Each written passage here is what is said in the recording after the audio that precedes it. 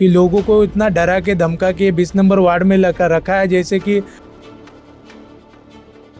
अभी भी ये वार्ड है ना 20 साल पीछे चल रहा है। यहाँ पे गटर, पानी और मीटर, यही समस्या है सबसे बड़ी।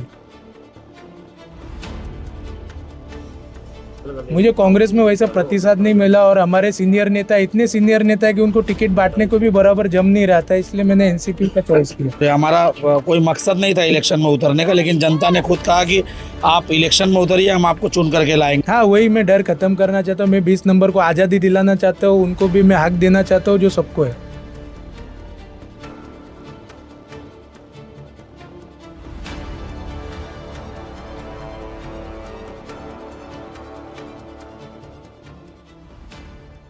क्या आप नसों की तकलीफ से परेशान हैं, जैसे वेरिकोज वेन, डीवीटी, विनोग्राफी, गैंग्रीन या फिर कैंसर? भिवंडी के एकमात्र इंटरवेंशनल रेडियोलॉजिस्ट डॉक्टर गुलाम मारफानी से कंसल्ट कीजिए। आपकी हर तकलीफों का बेहतरीन इलाज होगा। डॉक्टर गुलाम मारफानी ने अपनी इस डिग्री में गोल्ड मेडल हासिल किया है और अब अपने शहर भिवंडी में प्रैक्टिस कर रहे हैं। साथ ही छाती या पेट से पानी निकालना, लिवर एब्सेस या फिर डायलिसिस के लिए परमानेंट कैथेटर डालना, ये सभी प्रोसीजर किए जाते हैं only at mother care hospital, above Nishan hotel, before Hafiji Baba Dargah, Bhiwandi. Hello friends, मैं प्रोग्राम में आपका स्वागत है। हम आए हैं भिवंडी वार्ड नंबर 20 में। मैं आपको बता दूं कि जो भंडारी कंपाउंड अंजुर फाटा का जो एरिया है, यहाँ पे वार्ड नंबर 20 आता है और यहाँ पे एनसीपी पैनल से खड़े हैं राहुल छगन पाटिल और उनका पूरा एक पैनल है। तो आज वो डोर टू डोर कैंपेनिंग के लिए निकले हैं, तो उनसे थोड़ा सा जानकारी लेंगे कि किस तरह का उनका चुनाव प्रचार चल रहा है, साथ ही साथ में क्या मुद्दों को लेकर वो चुनाव में खड़े। तो राहुल साहब, आपका बहुत बहुत स्वागत है हमारे चैनल पे। थोड़ा सा आप जानकारी देंगे कि किन मुद्दों को लेकर आप इस चुनाव में खड़े हैं? यहाँ पे तो मूलभूत मुद्दे हैं जो अभी तक क्लियर नहीं हो पाए। अभी भी ये वार्ड है ना 20 साल पीछे चल रहा है। यहाँ पे गटर, पानी और मीटर, यही समस्या है सबसे बड़ी।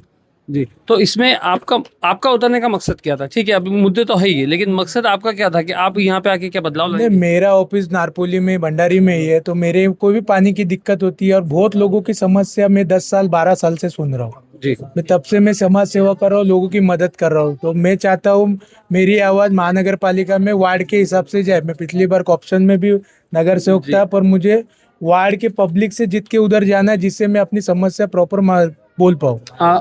आप ऑप्शन में थे, तो उस वक्त आपने कुछ इस वार्ड के लिए कुछ आपने उपलब्धियां या कुछ काम वगैरह किया है जो कि आप उसके ऊपर आप वोट मांग सको? मैं वार्ड में था तभी मैंने 2 गटर बनाई वार्ड में, पर मेरे को इधर स्थानिक नगर सेवक इधर काम करने नहीं देते थे और वो अच्छा। स्थानिक नगर सेवक होने के कारण मेरा निधि पास नहीं होता था ये वार्ड के लिए। अच्छा, तो आप जो है आप खुद उतरे हैं मैदान में कि आप पब्लिक के बीच में से चुनकर जाएंगे?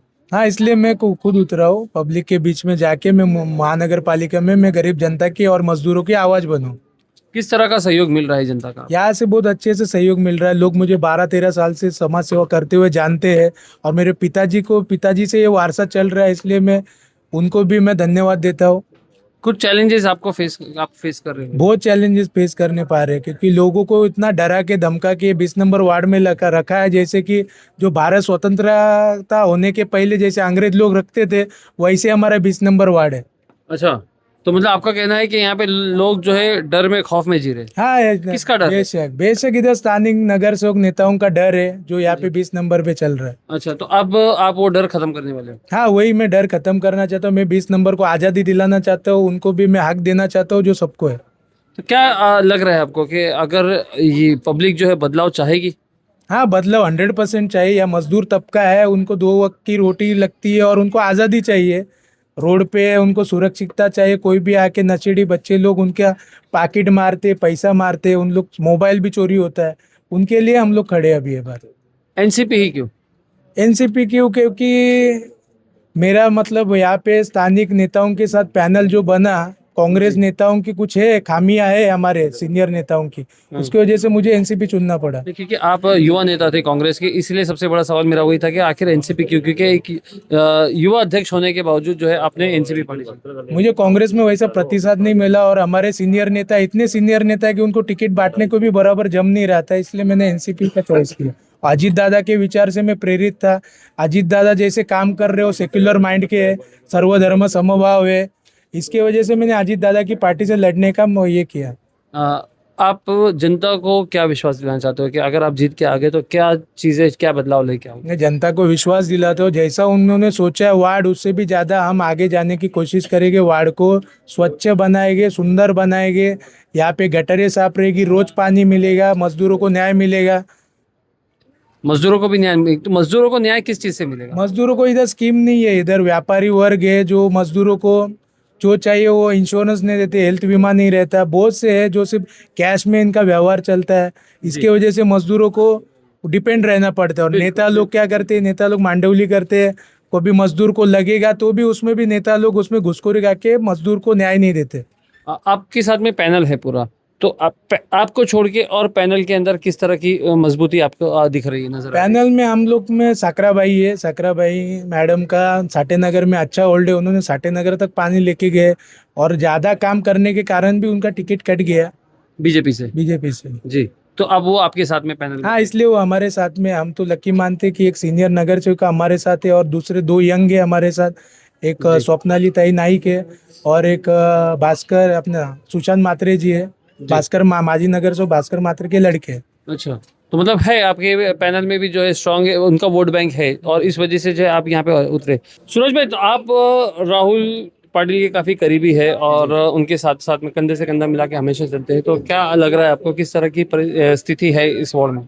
स्थिति ये है कि जनता हमें खुद ये इलेक्शन में उतरने के लिए प्रेरित कर रही थी और पिछले 10-12 साल से हम सामाजिक काम कर रहे थे, तो वो हिसाब से हम लोग इलेक्शन में उतरे। हमारा कोई मकसद नहीं था इलेक्शन में उतरने का, लेकिन जनता ने खुद कहा कि आप इलेक्शन में उतरिए, हम आपको चुन करके लाएंगे, जिससे आप हमारा मतलब काम जनता की डिमांड पे उतरे? जी जी जी, डिमांड पे। बिल्कुल बिल्कुल बिल्कुल, जनता की वजह तो से। ये पब्लिक की डिमांड पे उतरे तो पब्लिक साथ देगी, साथ आएगी? पब्लिक साथ आएगी, बिल्कुल साथ आएगी। हम क्योंकि एक मैं बता रहा हूँ कि जैसे कि वार्ड के अंदर रहते 27-28 हजार वोट रहते हैं, लेकिन पब्लिक जो है 10-12 लोग आके बोलते हैं कि भाई आप उतरो, तो वो जो है ना डिफरेंस हो जाता है। नहीं नहीं, ऐसा नहीं। आप 20 नंबर वार्ड में जहाँ जाएंगे वहाँ पे राहुल भाई का नाम पूछेंगे तो लोग बताएंगे आपको, ऐसे लोग मिल जाएंगे।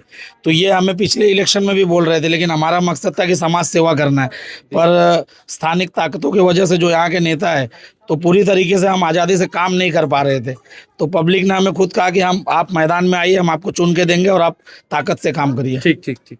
तो दोस्तों, ये थे हमारे साथ में राहुल पाटिल, जो कि जिन्होंने बेबाकी के साथ में अपने सवालों का जवाब दिया। साथ ही साथ में वो एक स्ट्रांग पैनल के सामने डट कर खड़े हुए, जो कि स्थानीय नगर सेवक थे, और उनकी जो बता रहे कि जिस तरह से उन्होंने लोगों को डरा के रखा है, डर का माहौल है, और उस डर के माहौल में जो है यहाँ पे राहुल पाटिल अपना प्रचार कर रहे हैं और लोगों को ये विश्वास दिला रहे हैं कि वो डर के आगे जीते। तो अब देखना ये है कि क्या इनके विश्वास के साथ में जनता जाना चाहेगी। मैं Firoz Memon, the voice news से, थैंक यू।